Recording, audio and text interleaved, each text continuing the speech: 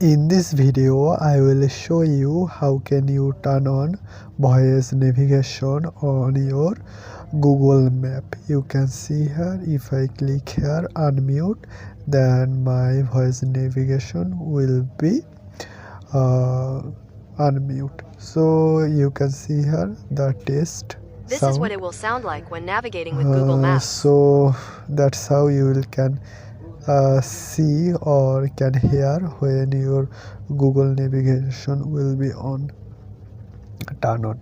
So for turning on your Google navigation sound or voice, you have to go here on your Google Map. You can see here I have come here my Google Map. After come here on Google Map, you have to simply click here on your Google profile. You can see here Google profile. After clicking here on your Google profile, you have to simply click here on settings. After clicking here settings, you can see here this kind of interface. You have to simply scroll down little bit, and then you can see here navigation settings. You have to simply click here.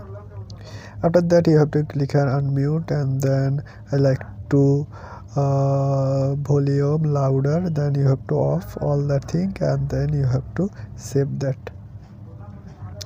After saving, if you turn on navigation, then voice navigation will be automatically say something when you like want to go somewhere you navigated.